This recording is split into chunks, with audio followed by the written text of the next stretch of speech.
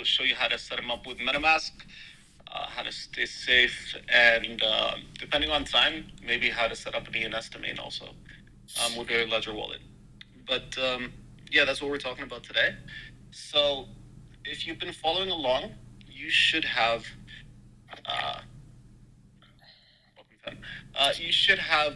downloaded the app for Ledger Live. This is basically the interface you're going to have on your computer to talk to your Ledger wallet. So you should have either downloaded the Windows app, Mac app by now. It should be on your device, and you should have opened it up. So on my device here, it says that I want to go there. I want to download Ledger Live, and then I want to press right, which I'm going to go ahead and do now. Use buttons to navigate menus and lists.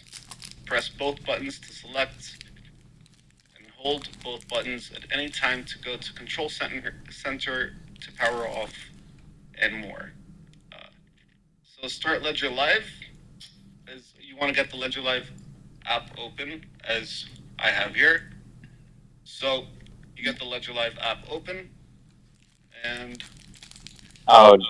muted and stuff. oh, did I mute? Are we still okay? Yeah, we're okay. Okay, cool. So we're here, and now we have a set of options.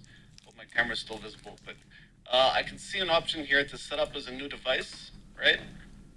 But if I press right, I can restore from a recovery phrase. So to your question, David, if I were to lose my Ledger wallet, if I set up this one and I lose it, then the seed phrase that I have written down, I can use to activate another wallet that I buy, whether it be from Ledger or anyone else. So that's how you would do it. To address a point about whether to set it up as a new wallet or to import your MetaMask seed phrase into your Ledger, it's preferable. It's highly preferable that you set it up as a new wallet. And you can use your MetaMask as like a hot wallet to interact with most websites. That's fine. And then you can have this as a vault that's more secure, that stores like most of your assets, and then you move things to your hot wallet as necessary. That's probably the better approach security-wise to go. But I'm going to go ahead for this one, and I'm going to set it up as a new device. So you should see this on your screen when that's what you want to do. And you go ahead and you press two buttons on either side, and then it'll prompt you to choose a pin. So we'll go ahead, we'll choose a pin. I won't ask you what yours is, but I'll set mine up.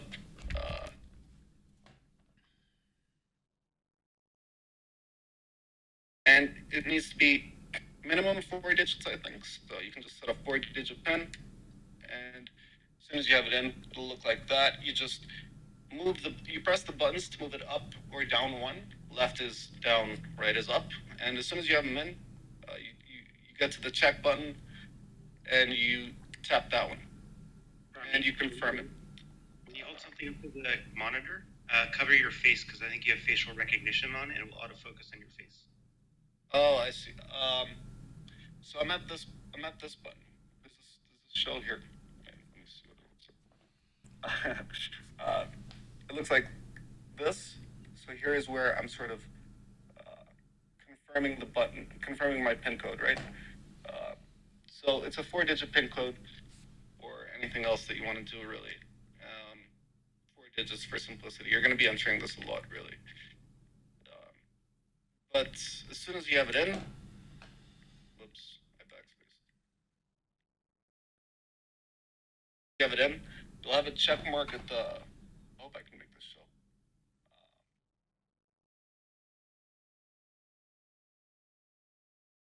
You have a check mark on the left that you want to tap to confirm your entry. Once you get that check mark in your selection, you can double tap and that'll select it. So then it's going to prompt me here to write down my recovery phrase. This is always the most fun part. So next, it's going to show me my recovery phrase. I'm not going to show you that. Sorry. But it'll generate 24 words in the case of a ledger. the case of a hardware wallet, it's going to give me 24 words instead of the usual 12, just an extra sort of security measure. And yeah, so it'll tell me your device will generate 24 words. They are your recovery phrase. It's your only backup to restore your accounts if needed. Write it down on your recovery sheet in the correct order. And then press both buttons to continue. So once you get that last message here, press both buttons to continue. That's when you know it's going to show you your seed phrase. And that's where you're going to have to bear with me, where I pull out this documentation that they gave me in blocks, right? This whole thing. And I pull out the recovery sheet, which is in here. And this is where I want to write down my seed phrase. So you're going to have to bear with me because there are 24 words, and then I do have to confirm them. Although I will say the confirmation process that they have has improved. Now they make you just select between like 4 words. Okay, what's the first word? And they give you like 5 words. Which one is it? Before, you had to manually enter each word. So I had to, like, in a selection between 1 and 26 for each letter, I had to use 2 buttons to vary the selection in like a rotating wheel, and then the next letter, and then the next letter for 24 words, which was nice. But it's better now. So I'm going to write down my recovery phrase. And if anyone has any questions, you can feel free to jump in, ask them in the meantime while I do this here.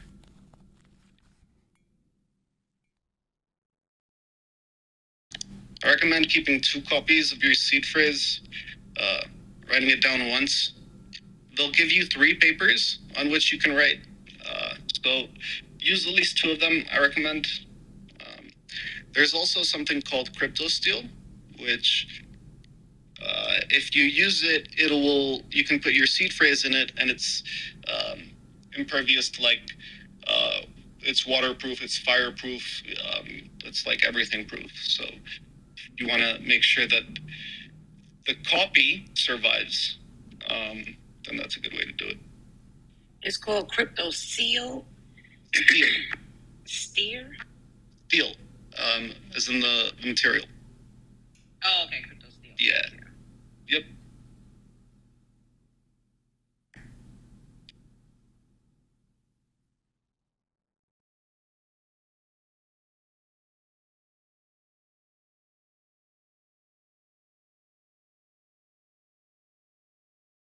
Hello guys. Hey, how's it going? I'm doing well, man. How are you doing? Doing well. Welcome. Great to see you again, Rami. Likewise. Thanks for joining. Thank you, you too. Yeah. Welcome, everyone. Sorry if this part of things is just a little bit boring. It is a 24-word seed phrase I have to write down here. Do we have any questions? Anybody have any questions so far? Hungry Medium, have you had any support? No, I'm waiting because I've done all of this. I have it in the cold wallet. My questions, I probably will reach out to you, Rami, later about finding those coins that I had sent, because that's like a separate thing. So I'm just chilling. I'm watching the setup, making sure I did everything right. I've had mine for about a month now. Awesome. Hopefully we'll be able to address whatever the issue that you're having that's causing it as part of what I was generally going to walk through. But no, definitely if it's not, reach out to me and we'll work it out. But thank you so much. First. This is K-Bot. Can I ask a quick question, Rami? Yeah, by all means. Welcome. Thank you, guys. Great to see you guys. It's just stuff loaded, downloaded, Ledger Live to my Mac. Do I need to go to Amazon or Best Buy and buy a physical flash drive? Do you have a Ledger wallet? I do not. Oh, yeah, no, a flash drive will not work as an alternative to a Ledger wallet. You want to get one of those. Luckily, Ledger does have an official store on Amazon. So you can order there now, but you want to just be absolutely certain you're ordering from the Ledger store on Amazon. Alternatively, they have a website and they have a reseller network. So depending on where you are, you could find an in-person store certified by Ledger where you could go pick it up from. Thank you. I'll do that. Yeah. This is not sponsored by Ledger.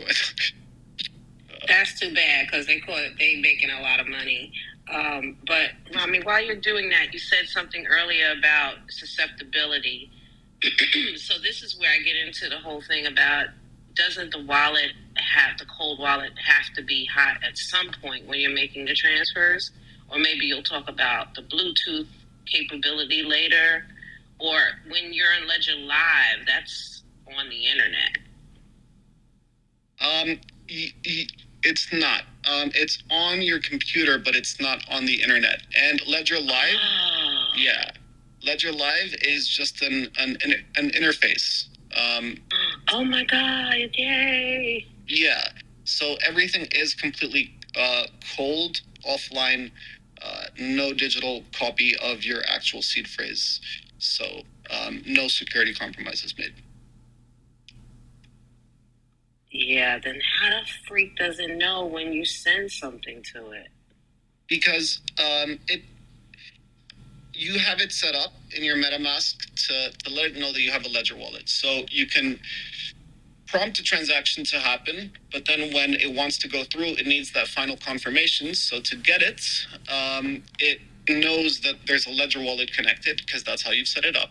So it goes to that Ledger wallet and says, "Hey, can I do this?" You'll see it on your Ledger screen, something come up and say, "These are the transaction details. Is this okay to do?" And once you press the buttons on your Ledger, it does it. But everything on your Ledger stays offline. Your computer is connected. Your Ledger is connected to your computer. Your Ledger is not connected to the internet. If your computer was infiltrated, they should not be able to infiltrate your Ledger in any reasonable amount of time because it's absolutely encrypted. But that's why people don't recommend you keep your Ledger plugged in overnight. But in any reasonable amount of time, its encryption would protect it from any sort of kind of infiltration of your computer. Real quick, could you recommend a store in person that you would be able to buy that? Like, I'm in Southern California. Yeah, I'm gonna pull up their reseller network website. I got it from a place called Bitcoin Well. They have like a bunch of Bitcoin ATMs here in Calgary. So that's where I got it from on my side. Cool. Yeah, but I've just finished writing down my seed phrase. So after I do that and pressing right, it says press left to verify your 24 words. Press both buttons to continue. I'm going to press both buttons to continue. And then it's going to ask me to confirm them. This is what the screen looks like.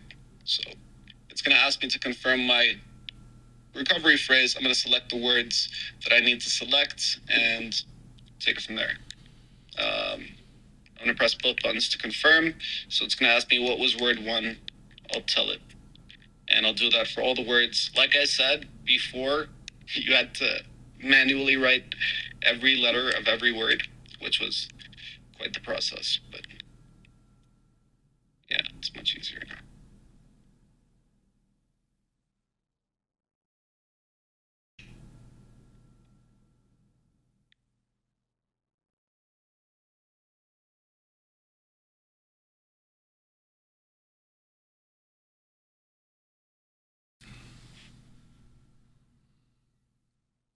Anybody else have any questions?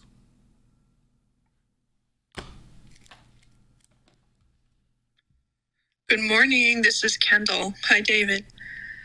Hey. Good morning. Good morning. I do have a question. I have a backup program called Carbonite on my Dell. Is the Ledger, it automatically backs up everything in my system. So does that mean the Ledger, it will bypass the Ledger? Does it know to do that? No.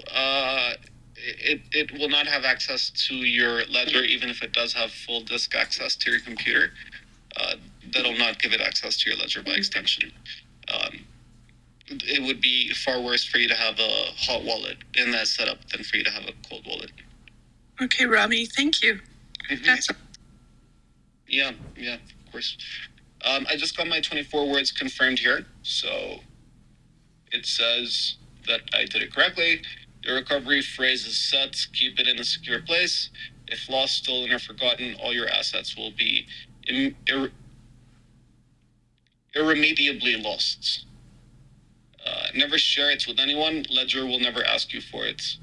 Press both buttons to continue. It's processing. But that's the setup. Setup is done.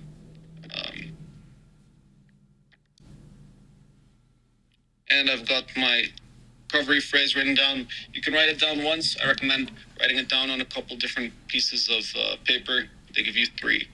But once you've done it, this is what your ledger will look like. Your ledger is ready. You're gonna have to take my word for it. But then you want to press the right button. It'll tell you can go to your very first dashboard. You just confirm that. And this is what it looks like. So this is your home screen on your ledger. This is going to fill up. Each one of these icons is going to be an app. An app in the ledger context is just a cryptocurrency wallet. So me having a Bitcoin wallet and an Ethereum wallet are 2 different apps. So now, if I want to install an app, I'm going to just do this. I'm going to, on the very first icon, press both buttons like that. I'll just read out what it says here. Use Manager and Ledger Live to install apps and more. So this is where we're going to take our first step over to Ledger Live. So we're over here. We can go to Manager. Looks like I need to update Ledger Live. I've tried to update Ledger Live, but as soon as you get here, it'll ask you to allow Ledger Manager on your device. Every time we want to use Ledger Manager, it's going to ask you to manually confirm that, because this is your, it's like access to your wallets, what you're using to download apps onto it. So it's like, needs to be secured. So just a heads up, if you don't see anything happen on your computer, you need to confirm on your wallet. But this is what it looks like. This is your brand new wallet. It's unnamed. Well, we'll go through how to name it later.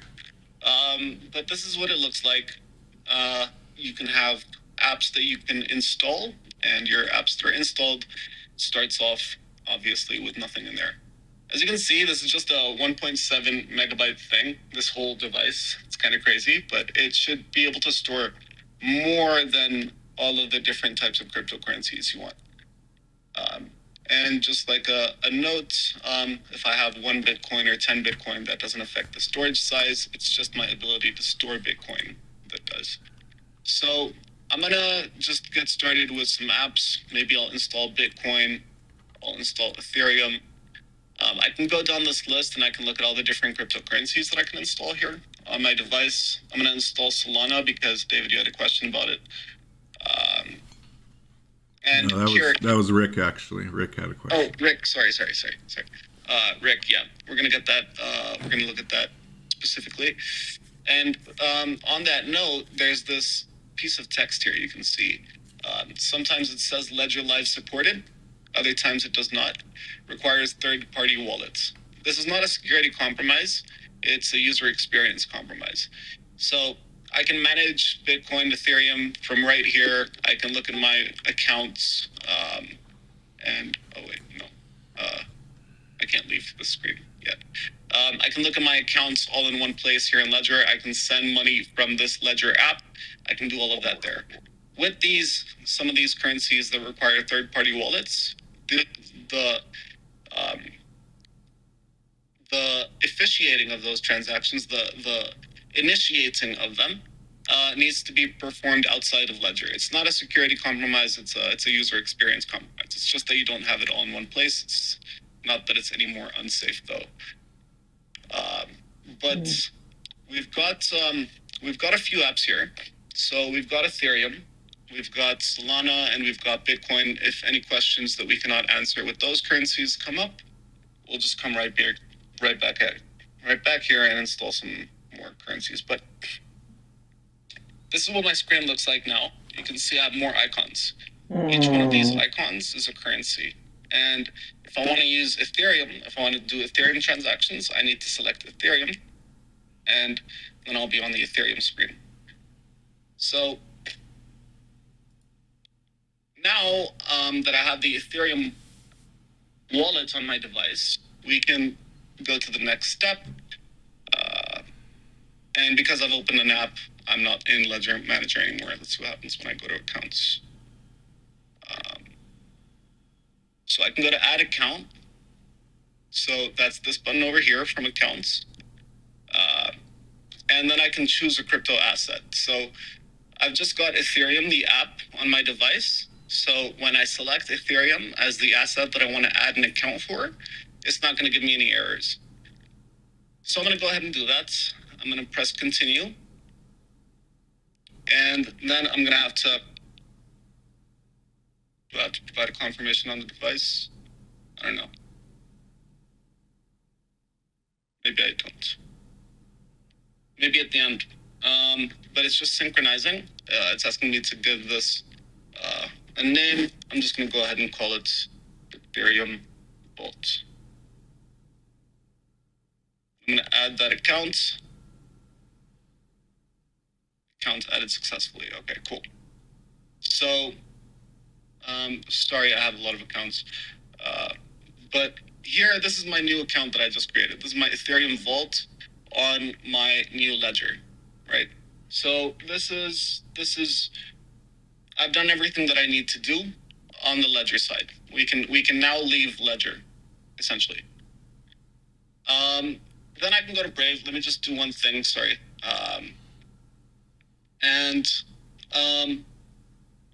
guess okay.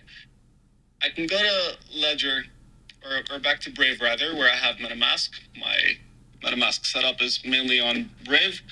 So this is where we're going to add Ledger to MetaMask. This is how we can use our Ledger that we've just set up with MetaMask, make no security compromises. It's really simple, but there's a point that comes up that could be a little kind of just strange when it does. So here, what I did, I just opened MetaMask, and I just tapped this icon in the top right. So just a note, if you don't have MetaMask set up with an account already, you want to do that. Just set it up with like a random hot wallet seed phrase to I want a new account, and then just forget about that account and then do what we're about to do. You need to have a wallet already activated for you to select this option. So you can just have an account in there that you do nothing with, like I do here, for example. So you can connect Ledger, connect hardware wallets, and it'll take you to the screen. Let me see if I can cancel for it, because I want to show you, David. David, you see, when it asks me to connect to a hardware wallet, I can choose Ledger or Trezor here. Oh yeah, nice. Yeah, so everything after this is going to be similar for what you do for Trezor or Ledger. So this is just the only point where you do something different. Let me just do that again. Yeah. But here, I'm going to connect hardware wallets, Ledger, continue, and it's going to ask me to open Ledger Live. Oh, before I do, for anyone that is following along, there is something that you need to know. I know because I helped a friend set up their Ledger wallet recently, and this is not activated by default. Before you do this, there's just one thing you need to do. You need to go to the icon, and you need to go to settings. If you don't do this, it's just going to give you an error later. You need to go to settings, and you need to go to advanced. You need to scroll all the way to the bottom, and here. Perform Ledger connection type. It says WebHD is recommended, WebHD is no longer supported by Brave or Chrome or any of these browsers. So this is out of date information here. What you want to do is change it from WebHD to Ledger Live. That way, it'll work essentially. But it's just a note that you want to do. Just like go to Advanced, scroll all the way to the bottom, and just like change this to being Ledger Live. Once you're done, you'll be all good. So sorry for that. Now I'm gonna actually do it. I'm gonna connect to hardware wallets. Maybe because I'm on this screen, so, like, do it. So open Ledger Live. See, because we did what we just did, it's now asking me to open Ledger Live. Whenever you want to perform a transaction with this wallet connected, it's going to do this. It's going to ask you to open Ledger Live. And the reason for this is because, as we said, Ledger Live is your interface between your computer and your ledger. So it's going to authorize any sort of information passing between those two groups. So I'm going to open Ledger Live and see what happens next. Expose your device accounts through WebSocket. This is what you want to do. This is how you're setting it up so that your account's information can be seen by MetaMask. Information, but not seed phrase. Your seed phrase stays on the device, and you provide authorizations only whenever your seed phrase completely. So when it's asking you to expose your device accounts, literally that's what it means. Like, can I see what accounts you have? And you're like, yeah, by all means, take a look. So expose your device accounts. This is also what's going to let you perform transactions. Whenever you see this, it should be because you're doing something from MetaMask with your Ledger account that then needs a sort of confirmation from your Ledger wallet. So that's when you'll see this come up. But I'm going to do open. Go ahead and do that. Open device bridge. And if you leave your Ledger wallet for any amount of time, it's going to do this. Screensaver locked. My bridge session didn't even do anything. But it was enough, I think, because I didn't need to approve anything, right? If I needed to approve something, I would have to press these two buttons, as we'll see in a bit. But if I didn't do anything, then, it's just like, okay, I can stay in screensaver mode now. But if you leave it for more than 5-10 minutes, it's going to do that. Just a heads up. That's why we said your pin should not be. Rami, can you repeat this step one more time? This open device bridge step, or at least say how you got there? Yeah. Let's do that one more time. So I'm here on MetaMask, right? I've got this open. And I'm going to tap this icon in the top right. Tap that icon. Assuming we've done that setting. Did you do that setting where you made the connection type Ledger Live? Yes, mine was already awesome. set like that. Oh, no, it wasn't. I just switched. Yeah. Okay. Great. It's going to come in handy. Excuse me. But then you want to go to settings. Or no, not settings. Sorry, we did that. You want to go to connect hardware wallet. So connect hardware wallet. It should automatically just prompt you open Ledger Live. And if it doesn't, then on this screen, it'll prompt you Ledger, Trezor, Lattice, or some other thing.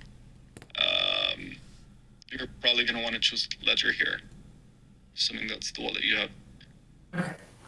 You see the screen? Yeah, I got you. All right. Is it working okay for you? Well, I'm not going to lie. I'm not all connected, so I'm just writing these steps down. Okay. If you have any questions with it later, you can reach out. Yeah. Thank you. By all means. But we want to go to this screen here. It's asking me to open Ledger Live. I'm going to go ahead and do that. Open.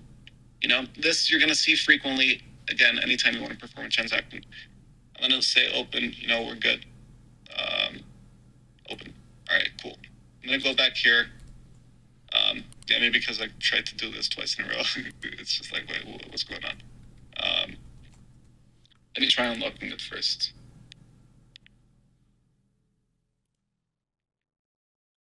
A lot of these errors, you're like, okay, what could possibly be wrong here?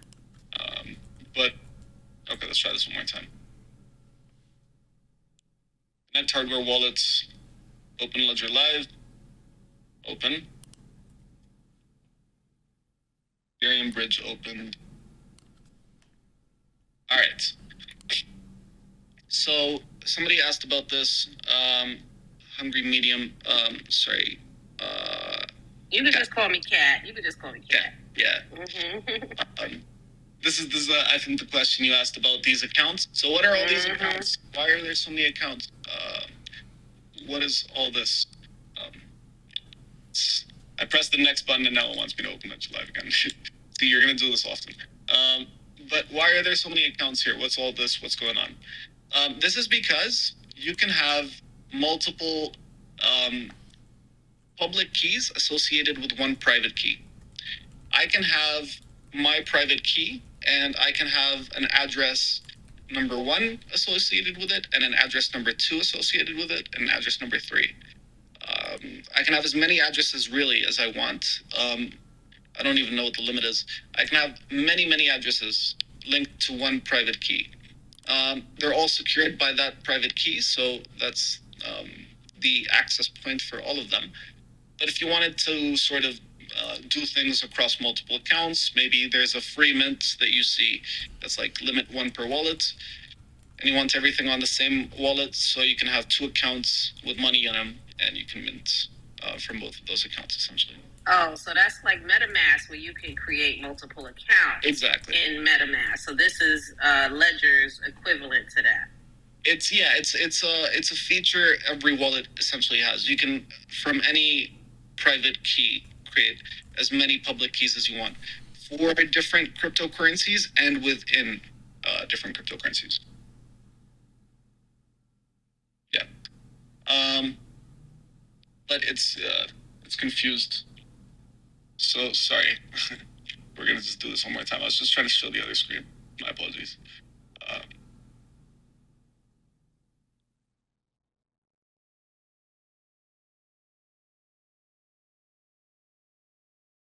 Cool.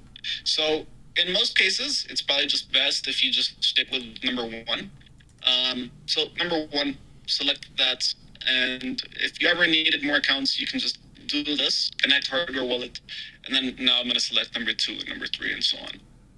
It's not a final decision by any means. If you reactivate your Ledger wallet with another wallet provider in the future, you'll still be able to access all of these accounts.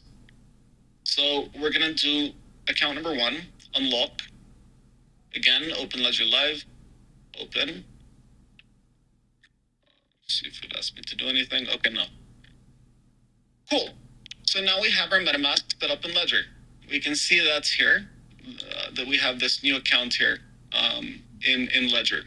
So we have this. That's cool. It has a little Ledger tag beside it, so we know what's going on.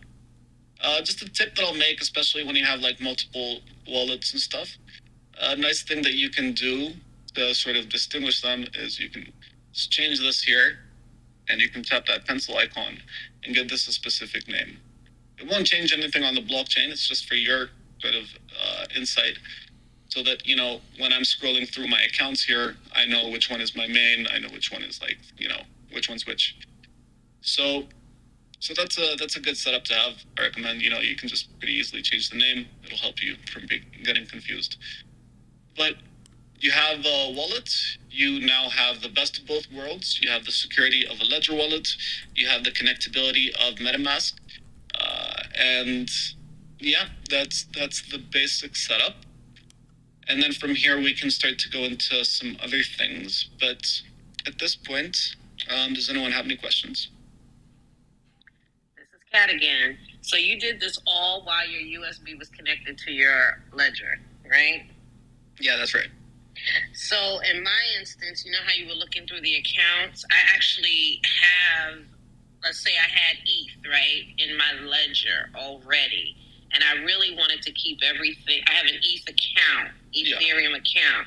And I wanted to keep everything all concise and with the same address so I don't get confused. I would have to search through pages and pages to try to find where that is. No. It should really be the first one. It should be the first one you see on that screen. It should be 9 times out of 10. That's Okay. yeah. Because Okay. look, if I see here like what's my address, I'll just paste it here so it's more visible. I just copied this from MetaMask, right? And this one starts in 31E and ends in a capital E and a lowercase e. If I just happen to go back to Ledger and this Ethereum account that we set up here, let's just say I want to receive something. So I'll say receive it in my Ethereum vault, which is what I called this. It wants me to enter my passphrase on my device. Because I was looking for one that had money in it. It should be the first one. It should be the first one, unless they've terribly wronged you. Because look here, like I didn't ask it to set up account 1 or anything else with Ledger. It's just the default that there's like a primary account. So you see this one here is the same exact one as that one, which I copied from MetaMask. I did nothing to correspond them to each other. They're just by default the first ones that come up. Okay, I'll check it out. Yeah. Hopefully that should work. But yeah, so you've set that part up. Any other questions so far?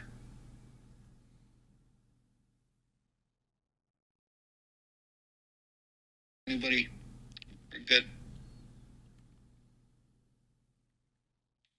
Hey, Rami, this is Rick. Yeah, I'm working with a new Mac, and the card they sent me has a USB connector on one side, so I'm gonna run and get a replacement so I can have both of the smaller connectors. But this was a great class. I'm going to remember a lot of what you said, and I'll be able to walk through it a little later. But even though we're all artists, I remember that we artists still have different roles, and this class sounds like it's for the artist as financial manager. Well, being an artist in the NFT space sort of does mean being your own financial manager. It's part of the job. But it's important to stay safe, and that's why we're going through it. That's why we're talking about cold wallets specifically. I'd rather stay safe by going back to my art itself. So. Yeah. It's a matter of preference. But when you feel like getting more into NFTs, this is an very important precaution you should definitely take to protect yourself. Yeah. But thanks for being part of the conversation, still, Chi. This is Oscar. Yeah, hey, Oscar. I'm just reaching here. Is this screen live thing being recorded? Yeah, we're in the Discord. We've got a screen setup going on. Sorry. Right. Yeah, I'm watching you, but I came in late. I was wondering if it was being recorded as well as the replays here on Clubhouse. I don't know if we managed to get a recording of this setup for today, but we're gonna.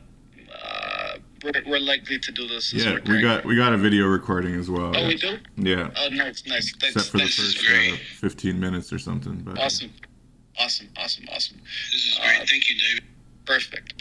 No Thank problem. you. Yeah. So we have that. If there's any information that you need outside of it, we're available. But let me maybe go into the difference with a Solana wallet really quickly. Okay. Oh, while you're doing that, Rami, I have a question. So this goes back to me and my being perturbed about the verifications in Discord all the time. Yes. So I keep my ledger, I don't know what you call it. I keep the hard wallet in a very safe place, and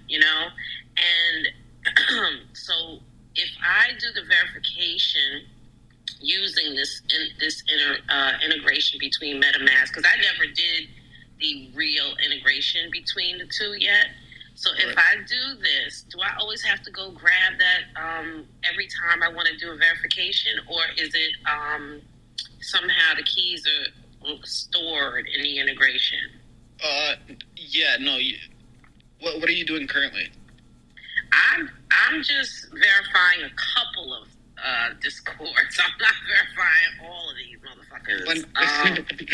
When you verify, that's good. When you verify, how are you doing it? MetaMask, yeah, but not using my ledger. I just keep the assets in my MetaMask, which I really don't like. So if I move them back to ledger, do I always have to grab the hard drive to bring it to do the verification, or is it stored in live or stored in MetaMask? You will. I don't understand with your current setup. You have the same seed phrase already input into MetaMask and in your ledger. I didn't do the integration, no. So they're the same seed phrase. They're just that's. But if I did this setup the way you just did, do I have to grab the hard wallet every time I do the verification, or will the integration take care of it? Yes, you do. That's the only sort of disadvantage. Whenever I want to get in on a mint that's really hype, for example, I'll have to connect my wallet and then like open Ledger Live and then, perform the transaction, whereas, most of the people are already done by then. Yeah. I've been there. Okay, thank but you. That's the only disadvantage, but it's worth it for the peace of mind. Yeah. But quick idea right quick. How to get around that is you just put your most valuable NFTs, ones that you don't need for verification, and you put those away in your cold wallet, and then keep a little bit of ETH or just move it over to your regular MetaMask account when you want to mint something. Just an idea. Yeah, I get you. I do that, but it costs every time I move them, and I don't like doing that. I'm about to just not verify. I'm just annoyed by that. That's what I do. Yeah, it's too much though. It's like, damn, I gotta go get it. And now I gotta connect. It's so, and to me, it's just like, I just don't want to keep having to grab my hard wallet every time I have to verify a Discord just so I can be involved in a conversation, But you can miss out on shit if you don't. Yeah, I see your point. That's true. It's always a compromise. And for your high assets, like for example, for me, what I'm setting up this Ledger wallet. This is like I have a few wallets, but this is going to be my personal secondary wallet. And my strategy for this wallet is my valuable NFTs. I'm going to move them from my primary wallet, which I've been using forever, and I'm going to move them to this vault now, and that's where I'm going to store them. I'm going to have some less high ticket items on my current ledger, and perform most mints with that. And I'll only have a few valuable assets on my vault. So usually they won't need to, provide many confirmations. So you don't need to go an all or nothing approach. You can have some of the valuables in your vault, the rest of the things in your hot wallet. In my case, my hot wallet is actually a cold wallet, and I'm just having a vault that's also a cold wallet. Oh, but you know what? That's you. By you saying that, it sparked something, a question. So actually, by having the ledger in the MetaMask like you did here, it might be easier to move things because, it might be easier because then I can just move it from one address to the other right in MetaMask. And even better. Look, if I am on my primary address over here, right, and I go to send money, I can go to transfer between my accounts. And it'll show me all of the ones here. Yes, I've done that. I've done that. Mm-hmm. But something else you just said. You said you did your assets and it shows. I'll think of it in a minute. But yeah, okay. And each one of these on my side is like its own ledger wallet. So this is ledger wallet, this is ledger wallet, this is ledger wallet, this is ledger wallet. But yeah.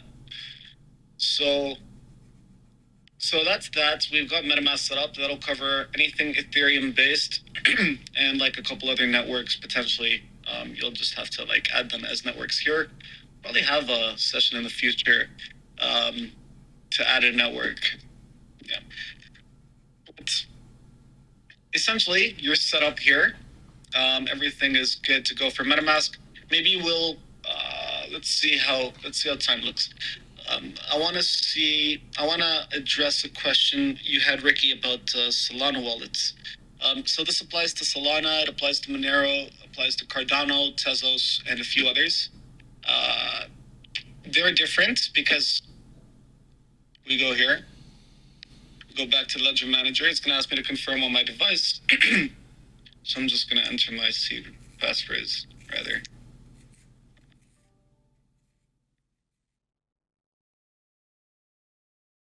So I've got this open. Should recognize. And once it does, we can see if they say Ledger Live supported in app, then we can do what I just did. We can expose WebSocket. We can confirm from the Ledger app. We can do all of that. It was all fun, pretty simple, easy to go. All good. For some of these other currencies which say they require third-party wallets, you can still have, like, you can still secure it with your wallet, with your Ledger wallet, but you need to go through a different user interface to transact. Again, this makes no security compromises. It's just a user experience thing. But for each one of them, unfortunately, that you want to do, like CNear and Avalanche are also similar. You're going to want to look into them individually. I want to do Monero, like look into how do I do Monero specifically. Let's look at Solana. So we installed Solana. Let's see what happens when I do add accounts. Now, adding an account is fine, but doing things like buying NFTs is not. So let's see what happens. Ask me here, do I want to open the Solana app on my Ledger? Oops, clear. I'm going to press the two buttons. And application's ready. And it's going to ask me to probably add an account. Solana, let's say Solana Vault. Account added successfully. All right. So now, when we go to do something, we can do it pretty easily. Let's see if it shows up here. Solana Vault. All right. All I can do is receive here. You notice? You notice that? I can only receive. I cannot send from here. Whereas, if I go to Ethereum Vault, which we just set up, I can buy and receive. Oh, no, where's the send? Oh, no, I can't send because I don't have anything. Look at me. No, that's not what it is, because I don't have anything. So, regardless, there's going to be another app that you want to use to do most things, which is going to be, in Solana's case, Solflare. So how do I know that? Because when I had some Solana, I went to Ledger, Solana wallet setup, and there's a Ledger, official Ledger link that comes up first, and it'll tell me, and it'll do this for every single asset that you have to do this for. Every one of them that has you to like set up a third-party wallet, it'll show you exactly what you need to do.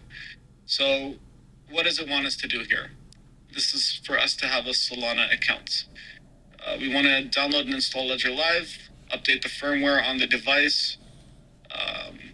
And I just noticed that the firmware is updated on these black packaged ledgers, whereas it was not updated on these white packaged ledgers, which I used to have before. So that's interesting. I didn't have to update the firmware. But open Ledger Live and navigate to the Manager tab. Connect, unlock your device. We did that. If asked, allow the manager. Search for the Solana app. Click the install button. We did all of that. We're already ahead. We created our first Solana Ledger account. Okay. Alternatively, you can access your Ledger Solana account. All right. Send tokens across the Solana network. You need to make sure you've enabled blind signing. That's a good point. I'll walk you through that. This is something that confused me for a long time. Connect and unlock your Ledger device.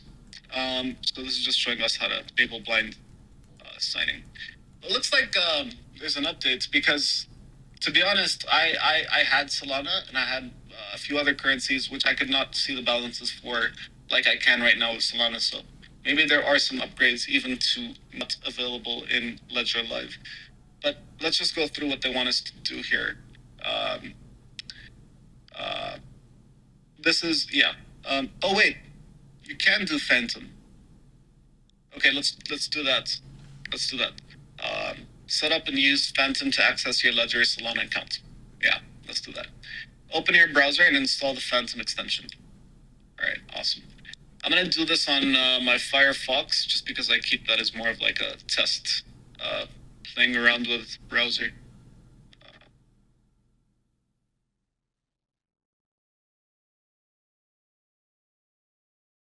Just enter my password in there. Give me a moment. Wait, I'm sorry. Did you say Phantom? Yeah. I thought you could only do Soulflare with Ledger, but you can do Phantom now. So we're gonna set up a Phantom secured by our Ledger. Also, real quick, earlier you said the white boxes needed firmware updates versus the black ones. Yeah, I have a white one. Yeah. When you first set it up. Mm-hmm. And you just hook it up to the computer and do the update from there. Yeah. Okay. Mm-hmm. That's how you do it. But I've got this Firefox set up here. I'm just going to go through really quickly the same steps that we went through already. Ledger. Continue.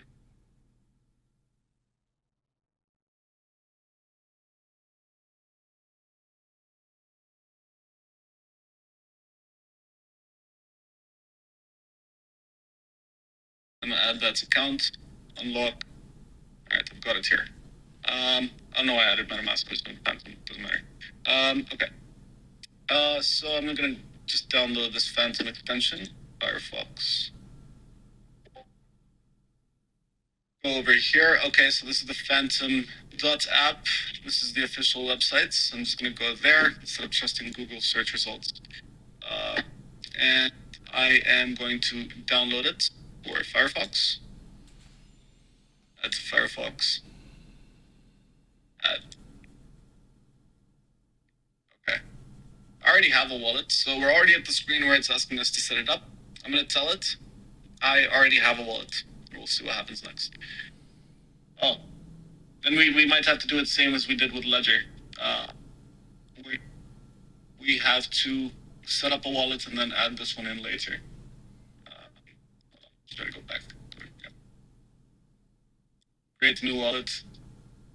So if you don't have a password manager, I recommend you get one. Allow me to just do this on my side. Set up a password for this account. But it'll just take a moment. I personally recommend 1Password as a password manager. I found it to be very reliable and integrates very well with all of the things that I would want to use. You want to get a password manager, you want to have different passwords for absolutely everything that you do. You don't already. So I've got a password here. Too late on the different passwords thing. Never too late. I had to go through a lot of changing passwords, but it's never too late. It's never too late. Don't use your Firefox or your browser's built-in password manager. It's not very secure at all. So now I just set up a password. I'm going to paste it in here. We're good to go. I agree to the terms of service. I'm going to go ahead and continue. I'm not going to save it. It's going to give me a recovery phrase here, which, mind me, I'm just going to copy and paste in.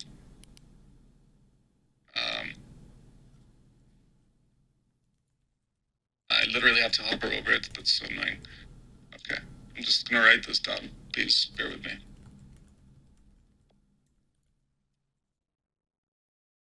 least it's only 12 words this time.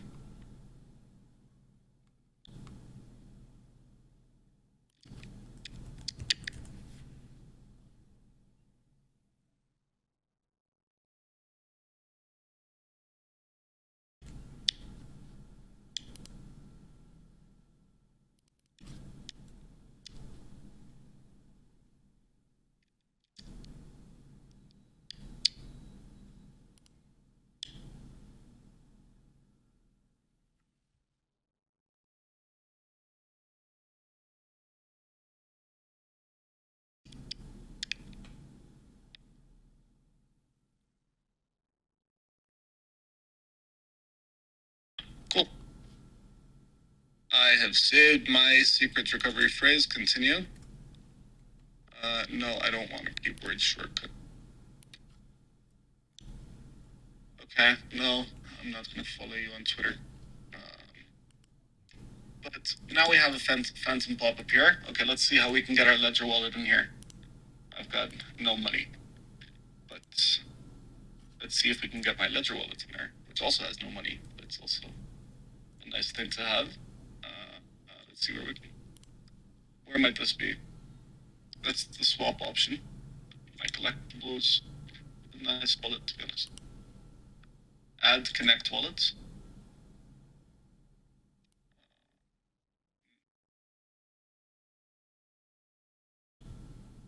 I don't see how you can add a ledger into Phantom. I don't know why they said that.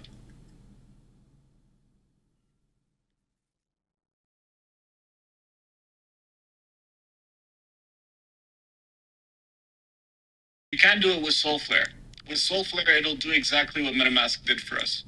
It'll ask you to connect your ledger live, and it'll be like a window through which you can see it. If you want, we can do that. Do you want me to walk through that, or would you prefer to see an ENS domain set up instead? How y'all feel? If you were doing that for me, no need. I'm going to go with Soulflare, and Okay. I need to download that and MetaMask onto my Mac. So, thank you. Yeah, it should be literally the same sort of steps that you take for MetaMask as you will for Soulflare. And please do feel free to reach out if you have any issues with it at all. Thank you. It'll be the same sort of process. Would you all like to see how to set up an ENS domain today also, or how are you all feeling? I have a few more questions on this, if you don't mind. Yeah, by all means. Why do they talk about Bluetooth enablement versus the USB? And would you advise that, or would you say don't do that? No, yeah. So Ledger has two wallets. It has the Nano X and the Nano S. The difference between them, one of them is more expensive. The one we walked through is the Nano X, and that's the one that has the Bluetooth option. The Bluetooth option is just for your phone. So, yeah. Okay. Yeah. So if you are on the go, if you are out somewhere, actually, if you want to use that Twitter feature, which I used on a different account the other day, to have your NFT profile picture, you have to sign a message with your using your phone. But if you have a Ledger wallet, how are you going to do that? You cannot connect your Ledger wallet via wire to your phone and provide confirmations. So that's where the Bluetooth comes in.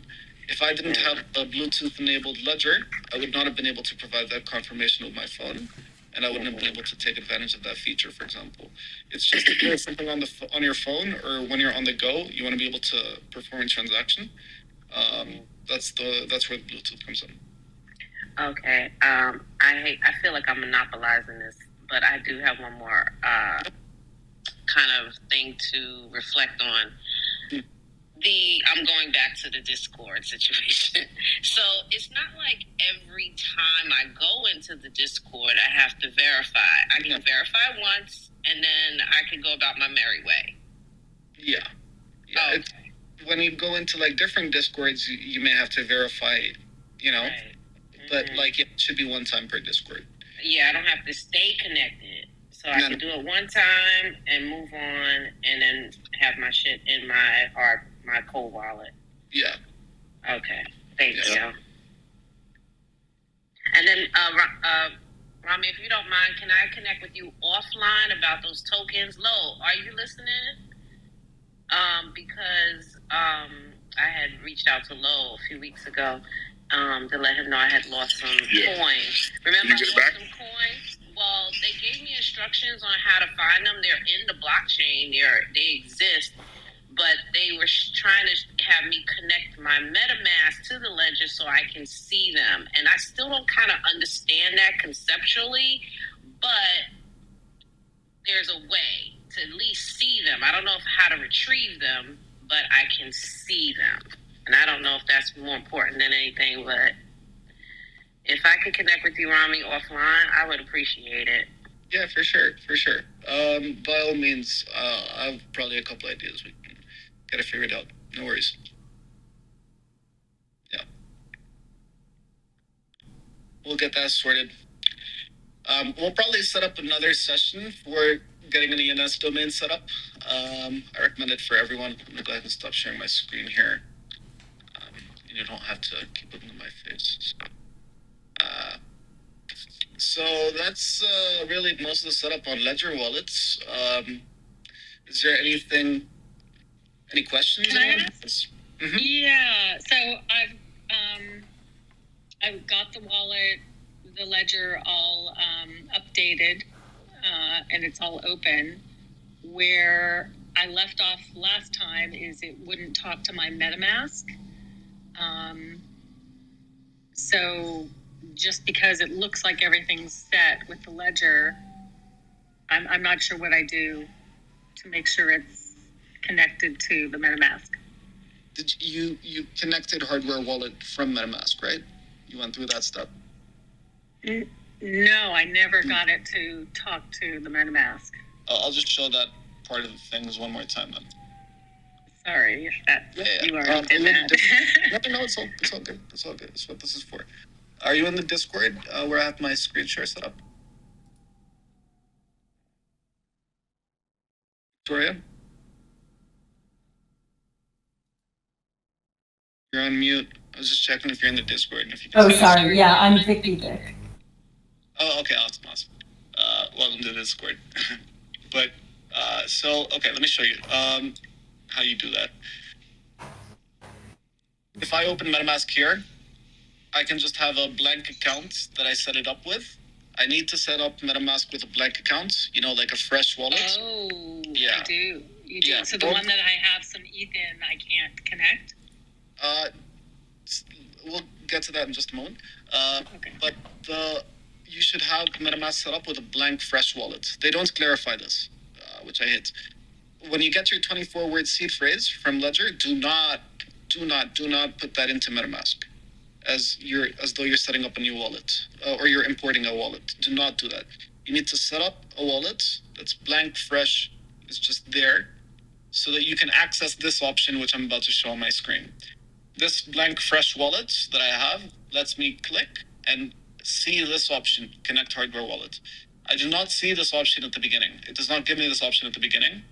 I need to have it already set up and with a wallet in there so I can connect hardware wallet.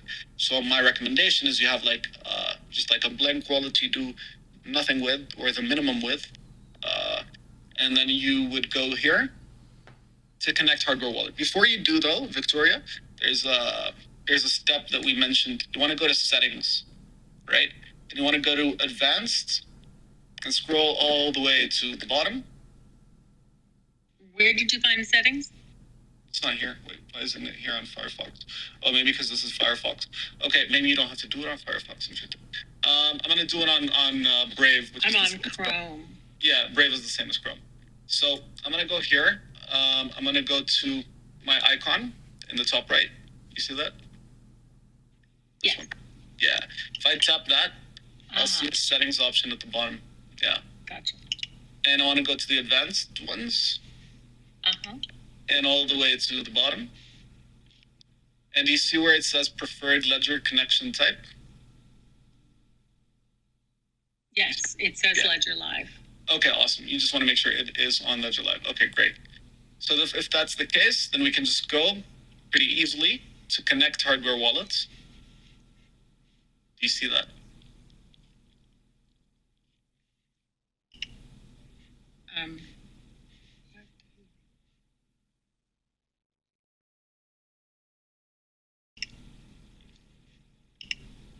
We go back to the main MetaMask. Connect hardware wallet. Yep, excellent. If we tap that. Ledger. Do you see this where it says Open Ledger Live? Or you probably see the screen, right? Ledger, right. Yeah. Click on that. Oh, now it says download it. Or just continue, right? you get the Open Ledger Live prompt? Well, so download Ledger app. Do you not have Ledger Live on your computer? Well, I do, and it's open. So that's what. Yeah, it's not. It doesn't know that. Well, if I just say continue, let's see. Okay, open. It's already open. Okay. It must have been a weird screen. Sorry about that. Open Ledger Live. Mm-hmm. Open device bridge. Yes. Okay. Expose your device accounts through WebSocket. Okay, so just say open. Yep. Yeah. Bridge opened. Mm-hmm. Okay, Ledger device unknown error. Oh, wait. Bridge session completed.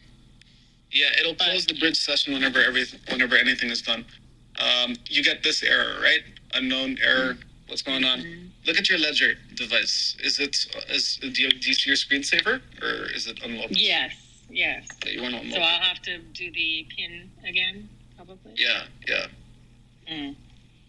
Just put your PIN in there and try it again, and it'll work. Okay. All right, go. You can go on to someone else as I do that. Sure. I have a question.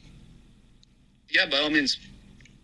Okay, so you said this needs to be an empty MetaMask. It doesn't need to be, but security-wise, it's better. Okay, so because I did it and I actually have things in my MetaMask, so should I disconnect it and just make a new MetaMask? If you have things there, it's fine. It's not that MetaMask specifically is at any more risk than it would have been otherwise.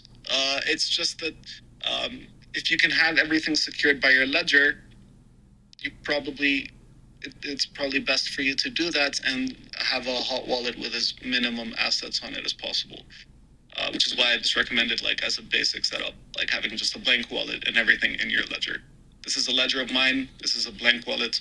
I've just used it for free mints every now and then and stuff. But yeah. I got you. Mm-hmm. Yeah. But yeah. It says application is ready. Application is ready. Yeah, on your ledger it says that. Yeah. So let's do that one more time. Open the ledger pop-up, ledger icon extension.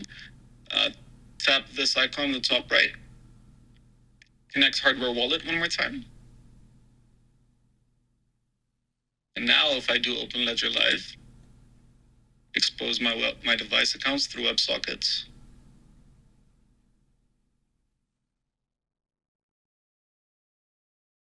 And we're in. You should see a screen like this.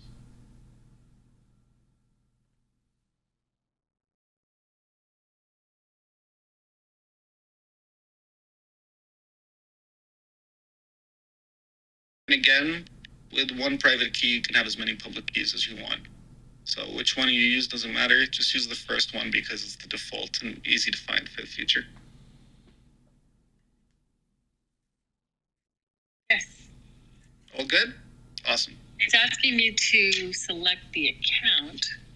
Yeah, so I'm just going to select number 2, for example. And when I do, just for demonstration, I selected but I don't one know which previous. one is which. Go for number 1. Just go for number 1 always. It's going to be by default always number 1 for you. So just for ease of access, go for number 1. Unlock. Do you see it like this? Yeah, exactly. Unlock. And then it'll ask me to just open Ledger Live again. It's super uptight about security. But if I allow it and I open Ethereum Bridge, I now have Ledger 2 in here, and now I have another account. So this is now listed alongside my MetaMask accounts right here. Did that work the same for you?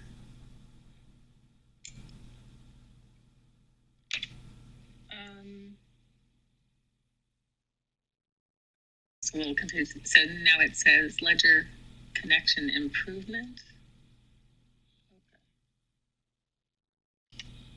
Okay. Yes, so I have Ledger 1 on there. Okay, there you go. Awesome. One tip I'll recommend, I'll just make, just so that you can distinguish these things from each other. You see how I have names and stuff? That's fun, right? Fun to name things. If you want to do that for yourself, you just want to go here to the three dots, not your icon, to the three dots, and tap account details. Tap the pencil, give this whatever name you want, and make sure you tap that check or else it's not going to save. You've now given it a name. But, yeah. Any other questions?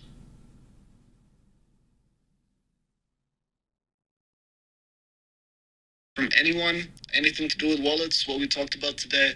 Setting it up with MetaMask, having multiple currencies on a wallet.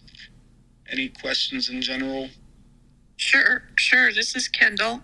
General question. How do you move the visual NFT over to the wallet? Yes. Good question. All right. You would do that through OpenSea. So let me show you an example.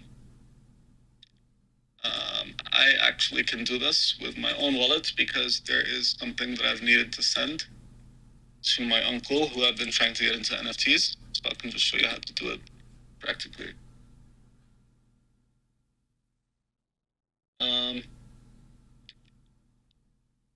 I have like 5 Ledger wallets now, so I have to find which one is mine. What I hate about them is that you can't distinguish them physically. They don't give you any way to sort of distinguish them.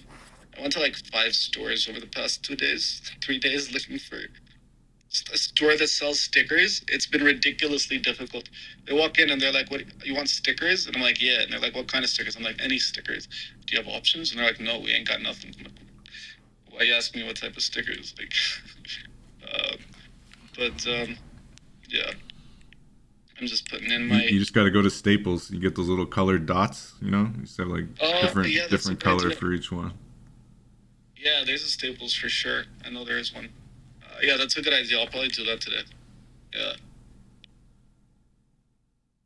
That's a good idea.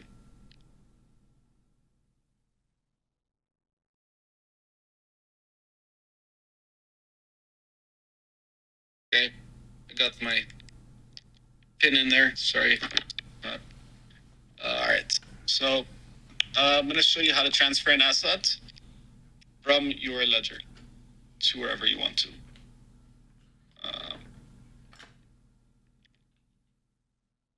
In this case, we're going to use OpenSea because it's an Ethereum asset. You could use any other asset that you want. Meantime, I'll just copy that address.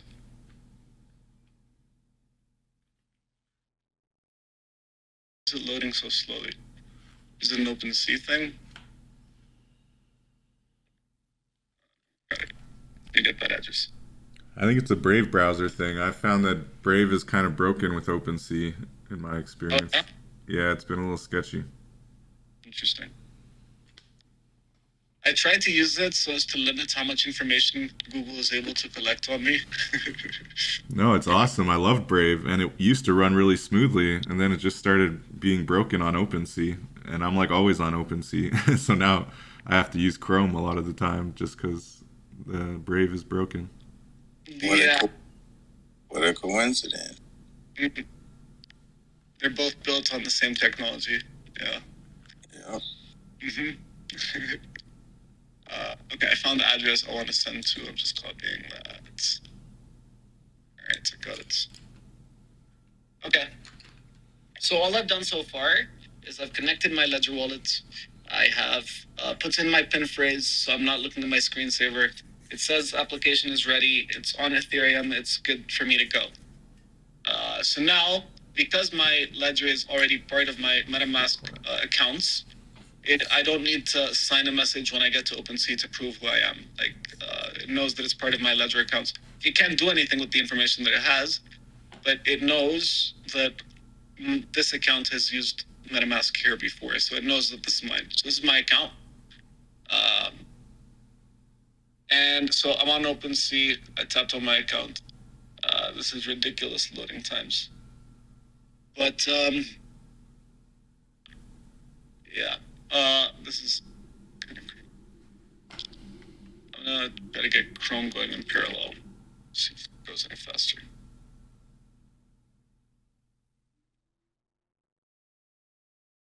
All right. Okay. Here's my profile.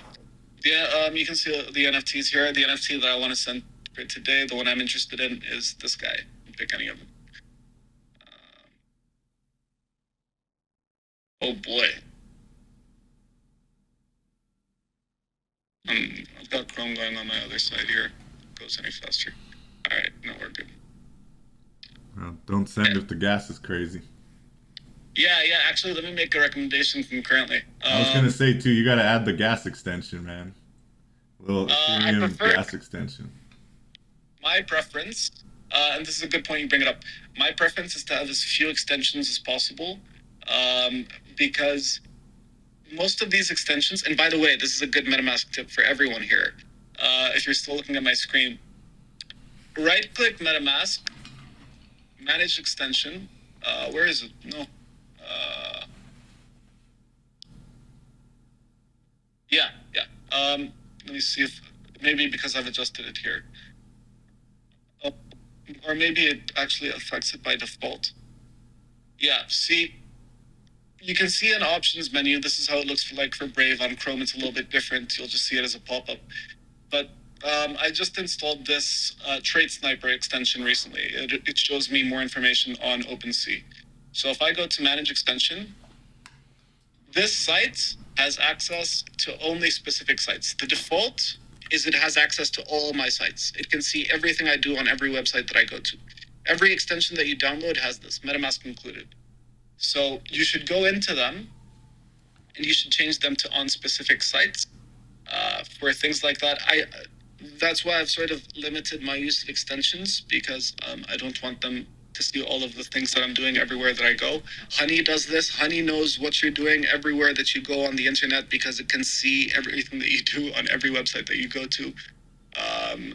And all of them are like that by default. So you should disable their ability to collect that information. Again, for any one of them, go into Manage Extension. This one I have it set up. This is the Tezos wallet. This one can only read site data when I click on the app. MetaMask, I've given it more liberal permissions, but I only use Brave for my crypto stuff anyway. I keep everything else to different browsers. So this one has on all sites. Trade Sniper, I don't trust anywhere near as much. So I go here and I have it on specific sites, and only on OpenSea can you see what I'm doing. So you can do it on click on specific sites. By default, it's on all sites, and you should change that setting. But back over to OpenSea. One more point. It's on this link in the Discord. Watchtheburn.com. This is my favorite sort of gas tracker. It's got some nice visuals. This will tell you what the price of gas is at any point in time. Right now we can see it's at about 60 Gwei, 70 Gwei. So that's really not too bad. It looks like, recently it's been as low as 45. It's gone up to as high as like 75. So we're in that 75 to 45 range, towards the top of it. You can see all kinds of really cool information here. I like it. You can see what the base fee is, which is going to control how much you're paying most of the time. The priority fee factors in, but it's usually 2 Gwei, unless something crazy is going on. The rewards per block are always 2 ETH. There are sometimes tips alongside the rewards that people give, aside the gas fee that they pay. That's what the priority fee is, it's the tip. So this corresponds to this. Priority fee corresponds to tip. Base fee corresponds to burned. Because what I pay as a gas fee now gets burned, except what I tip the miner is counted over here. The base fee, most of the gas is burned. So I can see on a block by block basis how much is being burned. And there's a net issuance per block, which is 2 ETH minus however much was burned. So you can see net reduction, net issuance, and all kinds of really cool statistics. That's why it's called Watch the Burn. I'll send a link to this in the Discord if anyone's interested. But I like this. It shows me like a gas tracker on a block by block basis. So I can use that. Actually, I'll show you something else that's cool. I'll show you how to adjust GUI on a transaction, since I'm literally about to do that. Anyway, let me just send this link I'll send it in the general chat. Awesome. Oh, I see, Manlo, you had a question here. Is Manlo here on the call with us? Oh, he's not here anymore. To Manlo's question, difference between 12 and 24, it's just more words keeps it more secure. A longer password is more secure than a shorter one. And if you have an Exodus wallet, you can use, like David mentioned, your Trezor with it. And then you can use your MetaMask with your Trezor, so you can have like the best of both worlds in terms of user experience. I just sent the watch the burn link on the Discord server. And now we're going to go back, then transaction. I'll show you real quick how to adjust gas. Based on this information you can find in this website, like right now, look, we know that gas is about 50 GUI. If my transaction has a gas prices of about 50 GUI, it has a pretty good chance of going in pretty quickly. If I was really anxious for it to go through, I would set it to something like 60 or 70 GUI, because I have insight into what the gas price is on the most recent block. So this is just a good tool to have whenever you want to perform a transaction. Just open this, look at what gas is at. I know it's going down right now. I can see this block was just created literally just now. So, cool. I'm going to go here. I'm going to do transfer, just like I would anything else. It's going to ask me to provide a signature from my wallet. I'm on screensaver mode though, so let me just put my passphrase in here.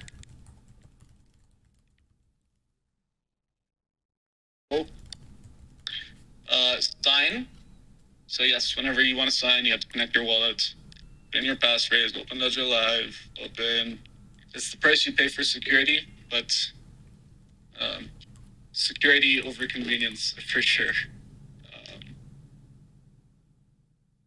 Sign message. My message has been signed. Now OpenSea knows that I am the person that I say I am. They know that the person initiating this transfer is the actual owner of this NFT. So they're going to take me to the screen where I can do that. Copying the address also concurrently. Got it copied. Cool. No, this is unnaturally slow. It's really never been this slow. It's unacceptable. But all right, we're making it. Cool. So here I can paste in the address. So I'm pasting in the address, just confirming it. Essentially, you don't need to confirm every letter, just because of the randomness of these things. If you confirm the first 3 letters and the last 3 letters, you can generally rest assured that it's the right one. 0FB EC4. Cool. Transfer. What's going on? Cannot read properties of null. What does that mean? Brave browser, you're not going to make it. All right, let's switch over to Chrome.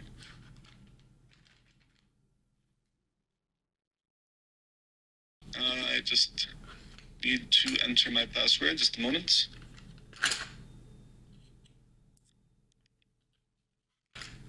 All right, all done. Okay. So let me just make sure this is disconnected from Brave. All right, good session completed. So switch this over to, see, I haven't renamed them everywhere. It's a good practice. OpenSea.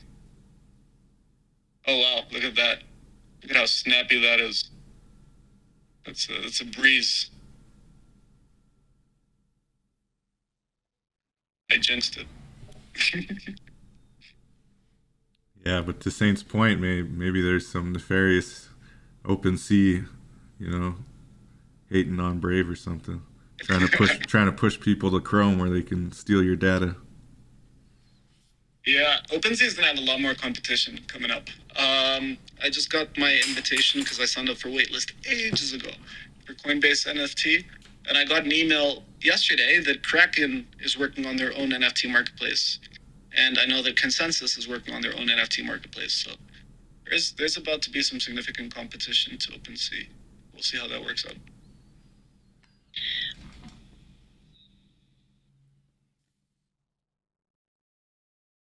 Somebody want to jump in? We're just waiting for loading screens. Sorry. So if you want to stop using OpenSea, would you want to transfer the things you have there into the ledger? And it costs money every time you do that, correct? Your things are not on OpenSea. Your things are always on your wallet. Your wallet exists on the blockchain. It doesn't exist on this device. It doesn't exist in MetaMask. It exists on the blockchain level. Your wallet that you use is just a window to be able to peer into that account that already exists and allow it to perform transactions. Your wallet is just a window. OpenSea is another window on top of that. But all of these things are not on OpenSea. They're not on your wallet device physically. They're on the blockchain, and your wallet and OpenSea and all these different applications are just ways to access them, windows to be able to look into them and see things. So, Rumi, oh, sorry, go ahead. Well, I'm just wondering what the best way then to consolidate if you have,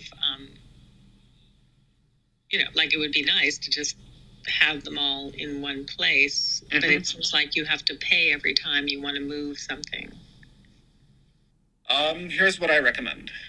This is probably a less than ideal setup, but considering the compromises, it's actually what I do. So I had my story is my laptop last year. Last year I messed it up. I spilled water on it, completely messed up. I didn't have a backup, so I had to start it up fresh. Soon after that is when I set up my first MetaMask wallet. So I had rest assured that, my laptop was uncompromised. It was pretty much a brand new laptop. I set up my MetaMask from the MetaMask application, 12-word seed phrase.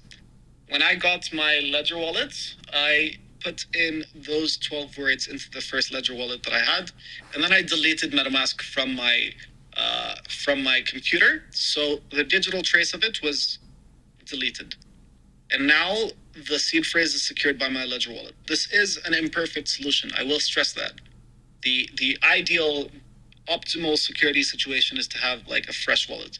But I like my transaction history. I have an ENS domain set up with my current wallet.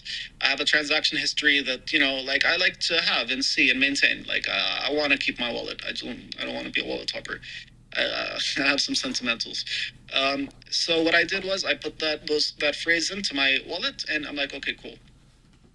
Now I'm at a point, months later, where I'm like, I want to take that security to a next level.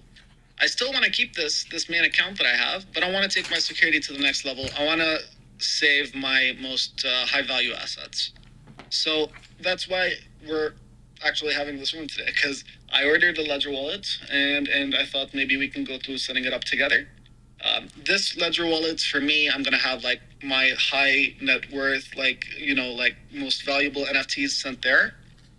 And my more basic things, things that I'm not really super keen and worried or anxious about, have them be on this wallet, my main one.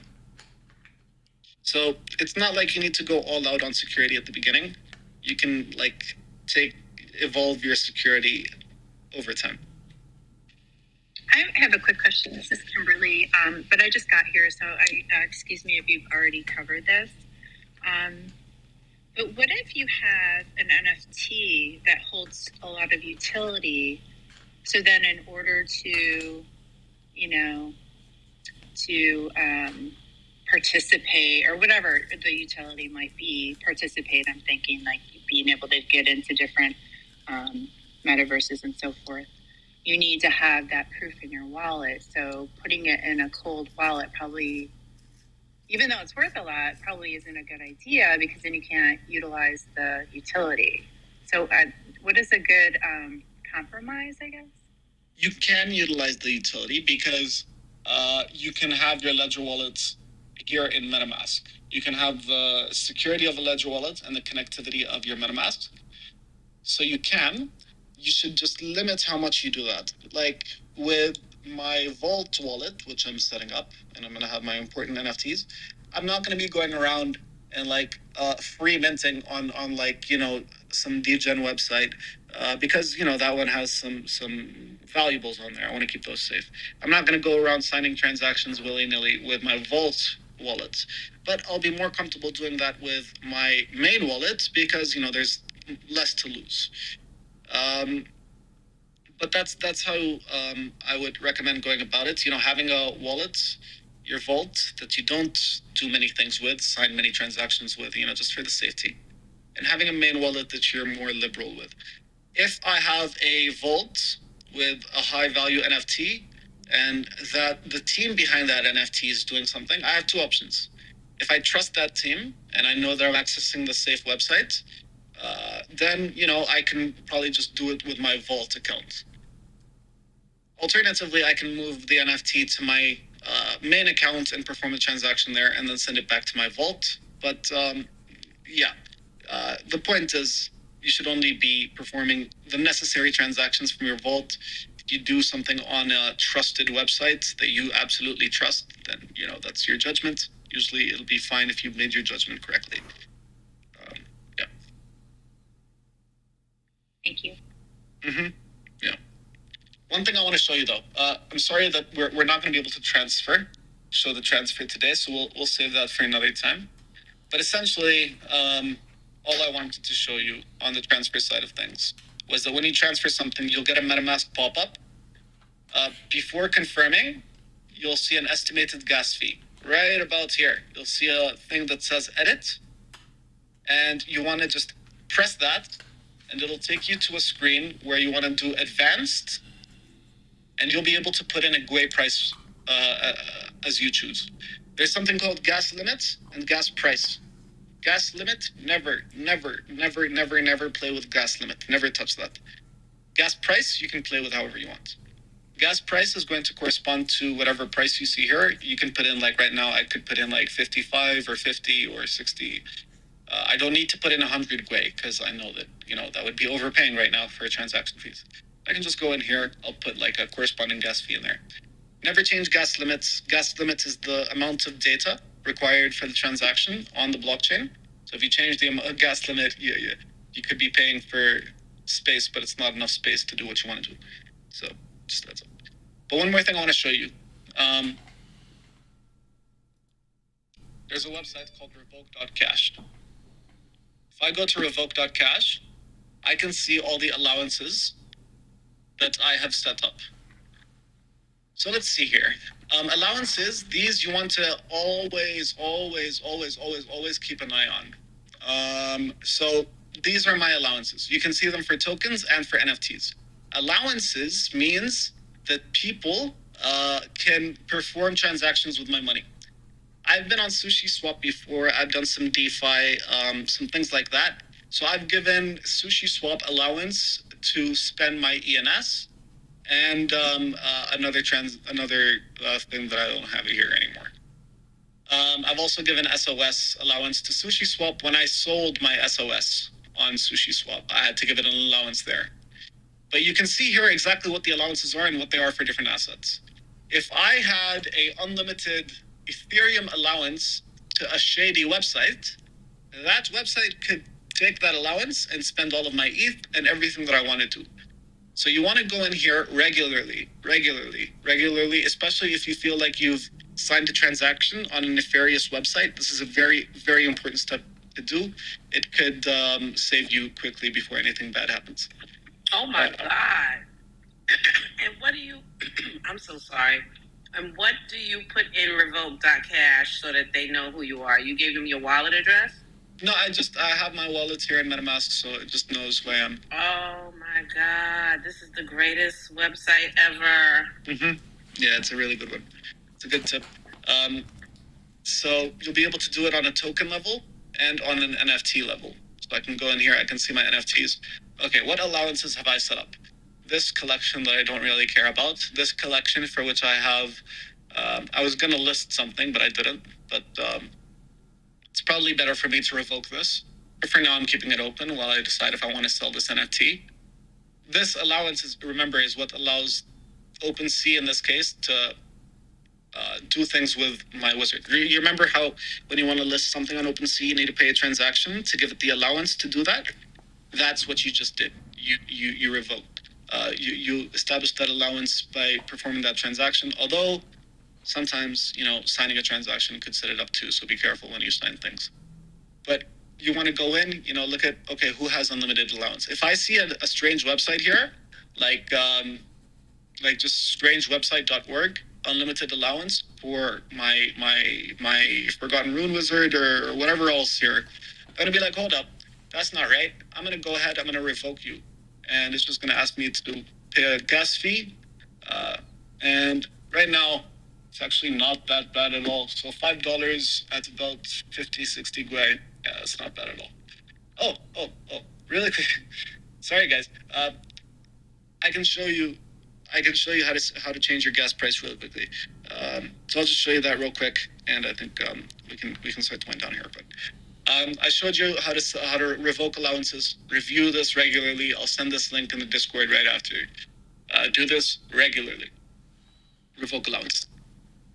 Now let me just show you really quickly how you can edit your gas fee.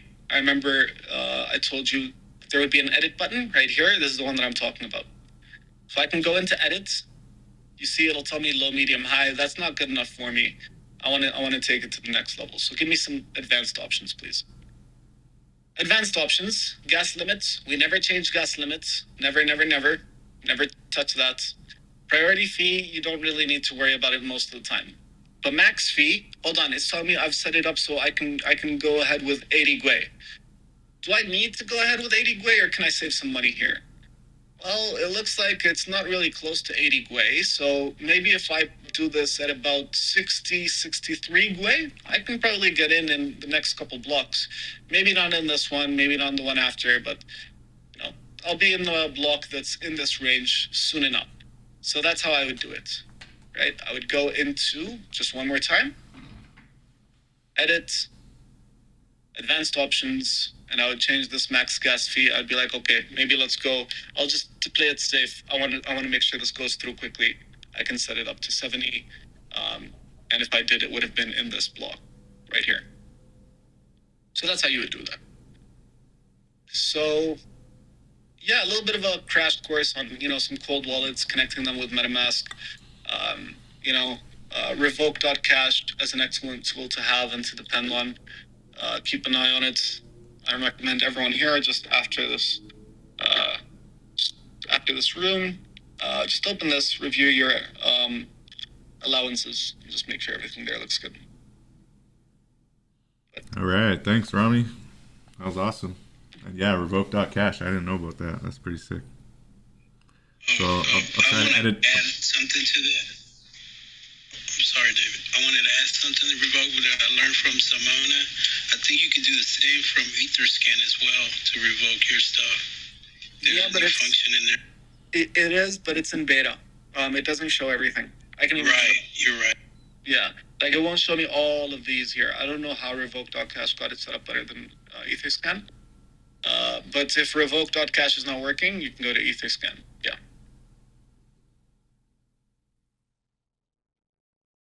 But thanks, David. I appreciate it. I'm glad the information was helpful. Figured, we're doing it anyway, so why not just do it together? This was very, very, very informative. Thank you so much. And I still have my box, and I found my little keychain thing. It's awesome. Yeah, it's hidden. Wouldn't notice it at first, right? I love that. Awesome. Thank you, Rami. Yeah, you're most welcome. I'm glad. Absolutely. But yeah, definitely.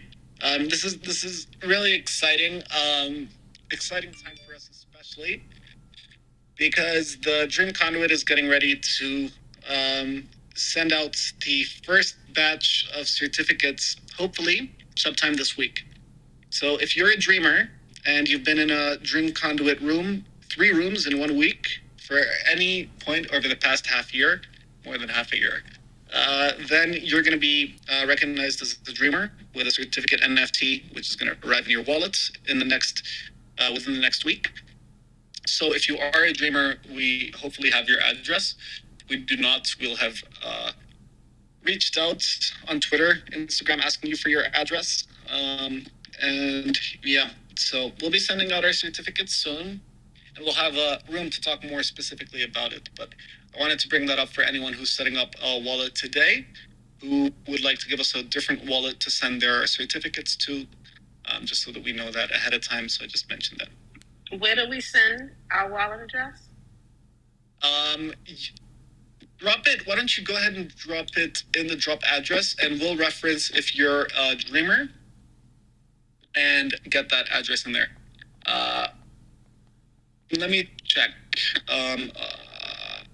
If you have become a dreamer yet? 1 month.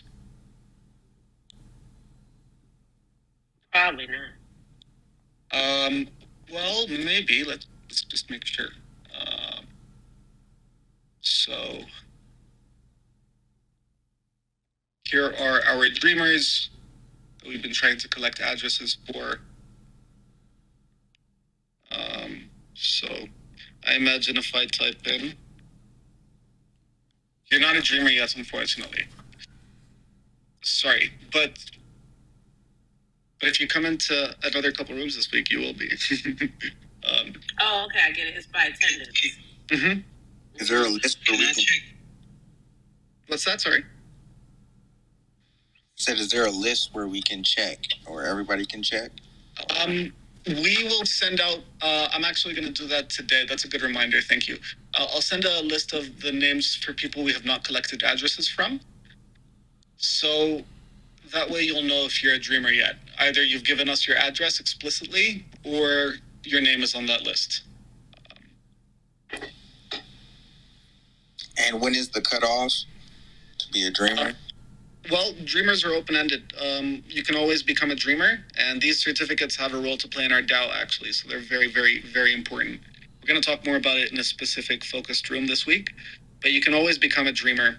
We're giving out the first batch of certificates, and then we're going to be giving them out probably every 2 weeks after that. Okay, could you send me any information on the back channel that you have about that? I was in a room, I think it was last week when you were explaining it. I would love to be a part of it. All you got to do is attend. We have rooms almost daily, so just come hang out and you'll be a part of it. We have the coaching conduit tomorrow, actually. I think Lem already got that scheduled. Mm-hmm. Yeah.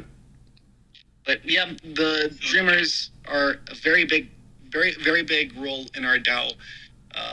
Again, we are completely decentralized. All of our leadership is electable by the community, and votes are comprised of 2 NFTs, one that you get by donating and the other that you get by participating, i.e. by becoming a dreamer. So you'll always be able to get more dreamer certificates and take a more active role in the DAO. And all you got to do is just come back and we'll take care of the rest. But yeah. We're going to have a room later this week when we pick an exact date, maybe a little bit of a mint party for the Dream Conduit, and we'll talk more about the certificates, the role they play in the DAO, and yeah, probably have a little bit of fun. All right. Mm-hmm. Looking forward to it. Yeah, man, it's going to be fun. I'm really excited. But it was a fun room today. Yeah, it's going to be our first recording tutorial that, where you were screen sharing like that. So I think it came through good, but we never know until you check it back after. So hopefully it's good. I'll try to chop it down a little bit, and we'll get it on the YouTube hopefully by tomorrow or soon enough. Yeah. Awesome. Hey, Dave. Yes. Thanks. David, you tag me in it because I wanna take myself through the process. I didn't even want to start with you all because I'm slow with Discord. Yeah, Baba, so, we'll make a post and we'll tag everyone, but for sure, once it's ready on YouTube, we'll make sure we share it with everyone, and we'll have it in the resources channel or whichever channel works best here. Yep. All right. Thank you. Shut it Awesome. down, Rami. Rami, thank you for this room. Very informative and incredible, because safety and security is really huge, and it's great for taking your time out to bless us. Thank you. Yes, thank you. Thanks, Rami. Appreciate Absolutely. Thank you so much. Thank you. For sure. We ain't gotta say that. Alex, Just to follow